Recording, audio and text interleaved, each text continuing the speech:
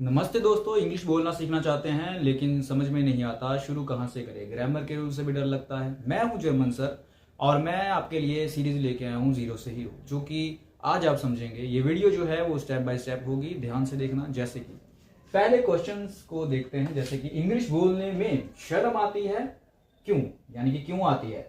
Grammar के rules याद क्यों नहीं रहते।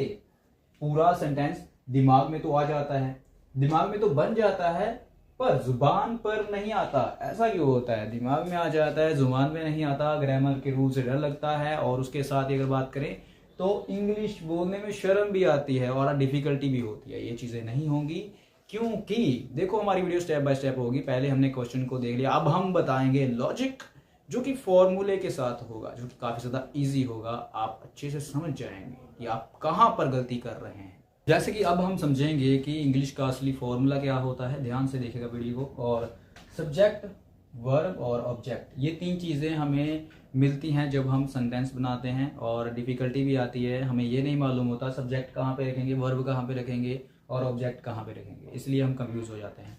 तो देखो, सब्जेक्ट जो होता है वो काम करने वाला हीरो होता है। यहाँ मैंने ऐसे मेंशन किया है कि आप जल्दी से इसे याद कर लें। वर्ब जो होता है वो काम होता है, जिसे हम एक्शन बोलते हैं। हाँ, ये नोट कर सकते हो आप, ये चीजें भी काफी ज्यादा इजी हो जाएंगी आपके लिए। वो जो ऑब्जेक्ट होता है जिस पर काम हो रहा होता है, ऑब्जेक्ट पर काम हो रहा होता है। वर्ब जो है वो एक्शन है, सब्जेक्ट जो है वो हीरो है। वो आप भी हो सकते हो, आप भी सब्जेक्ट हो सकते हो। अगर कुछ कर रहे हो, खाना खा रहे हो, एक्शन कर रहे हो। ऑब्जेक्ट जिस पर आप काम कर रहे हो, वो चीजें इजीलिए इजी हो जाती हैं। और एक चीज और नोट करने के लिए आपके लिए कॉपी पेन भी होना चाहिए। आप नोट कर लीजिएगा कि हिंदी और इंग्लिश में वर्ड ऑर्डर अलग होता है, इसीलिए हम कंफ्यूज हो जाते हैं। अब देखते हैं कि कंफ्यूज क्यों होते हैं, क्योंकि देखो मैंने आपको बता दिया है। अब इसकी एग्जांपल भी मैं दूंगा, आप समझ जाएंगे। ये वीडियो काफी ज्यादा इजी होगी क्योंकि हमारी वीडियो इतनी लंबी नहीं होती, बिल्कुल स्टेप बाय स्टेप होती है। तो समझते हैं, वीडियो को ध्यान से देखें, एंड तक देखें।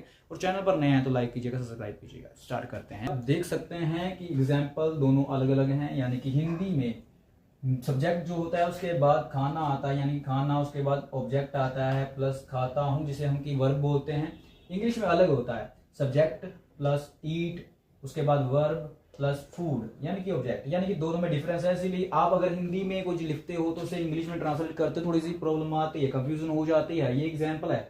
उसके बाद आपका होमवर्क जो है, मैं स्कूल जाता हूँ, वो पानी पीती है। हम इंग्लिश सीखते हैं, ये आपने मुझे कमेंट में बताना है। अगर चैनल पर नए हो तो लाइक करना, सब्सक्राइब करना चैनल को।